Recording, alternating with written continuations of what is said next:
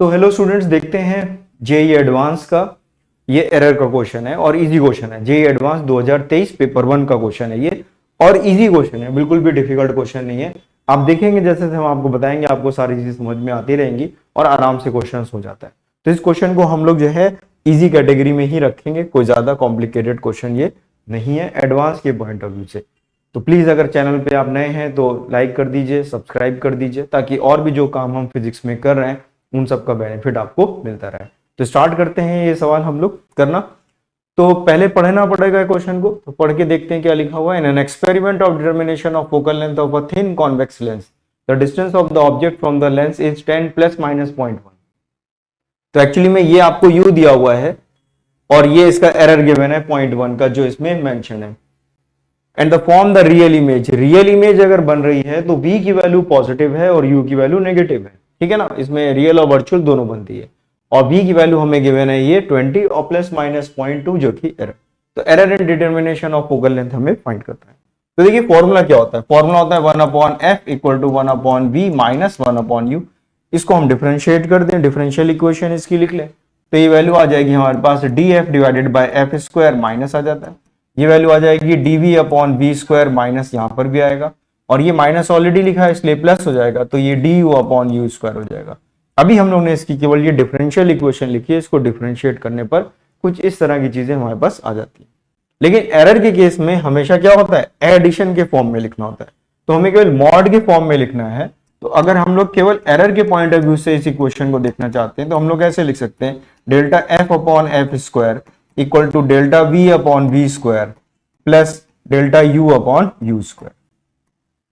अब values put कर देते हैं, तो हमारे पास ये एक्चुअली में देखा जाए डेल्टा वी है, तो वैल्यू पुट कर दीजिए, this how much 0.2 divided by 20 का स्क्वायर कर दीजिए। बस वैल्यू पुट करना है अभी हमें फिलहाल। ये वैल्यू कितनी है 0.1 डिवाइडेड बाय 10 स्क्वायर। इसको आप सॉल्व करेंगे तो आपको यहाँ पर एलसीएम आ जाएगा 400 और ऊपर वैल्यू आ जाएगी 0.6, ठीक है ना। ऊपर वैल्यू हमारे पास कितनी आ जाएगी 0.6। यहाँ पर अभी हम लोग देखेंगे ये हमारे पास आ गया 200 और ये कितना था 10 का स्क्वायर, ठीक है। और इसको सॉल्व करेंगे तो ऊपर वैल्यू आ जाएगी 0.6 डिवाइडेड बाय 400, ये वैल्यू आ गई। ये आ गया हमारे पास delta F by F square, ठीक है। अब हम लोग एफ निकाल लेते हैं, कितना होता है इसमें एफ। तो अगर आप यहां पर f की वैल्यू देखें तो 1/f equal to 1/v minus 1/u करेंगे। तो 1/f कौन सी वैल्यू हम लोग पुट करेंगे, v की value 20, 1/20 minus of minus plus हो जाएगा, ये वैल्यू आ जाएगी हमारे पास 10, ठीक है ना। u की वैल्यू तो नेगेटिव ही होगी तो 10 आ गया। इसको सॉल्व करेंगे तो ये वैल्यू 3/20, तो f की वैल्यू कितनी आ गई 20/3 आ गई। तो f यहां पर कितना आ गया 20/3 आ गया हमारे पास। तो अगर आप देखें इसको हम लोग थोड़ा और सॉल्व करें तो ये वैल्यू सॉल्व हो जाएगी हमारे पास। तो देखा जाए तो इसको हम लोग ऐसे लिख सकते हैं, डेल्टा एफ अपॉन एफ, एक एफ इधर लिख दीजिए और एक एफ की वैल्यू पुट कर देते हैं। एफ की वैल्यू कितनी है 20/3 इक्वल टू कितना आ गया 0.6 डिवाइडेड बाय 400, ये ऑलरेडी लिखा हुआ था। इसको इधर ले जाइए तो डेल्टा एफ बाय एफ की वैल्यू कितनी आ गई, इसको इधर ले गया 0.6 डिवाइडेड बाय 400, ये पूरा इधर चला गया तो ये वैल्यू आ गई 20/3।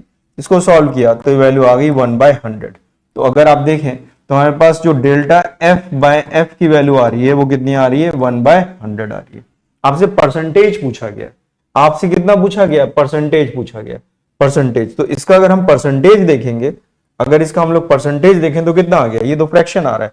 तो परसेंटेज के लिए हम लोग को, परसेंटेज के लिए delta F by F multiplied by 100 करना पड़ेगा। तो ये वैल्यू कितनी आ गई 1%, 1% आ गया। तो आंसर हमारे पास 1% आ गया। तो 1% इसका जो है आंसर है। तो इन परसेंटेज इट इज 1। तो आपने देखा आसानी से क्वेश्चन हो जाता है, कोई दिक्कत इसमें नहीं आती। ये डिफरेंशियल इक्वेशन इस तरह से हम लोग लिखते हैं। तो 1 इसका आंसर आ गया, इंटीजर टाइप का सवाल था, एक आंसर आ गया।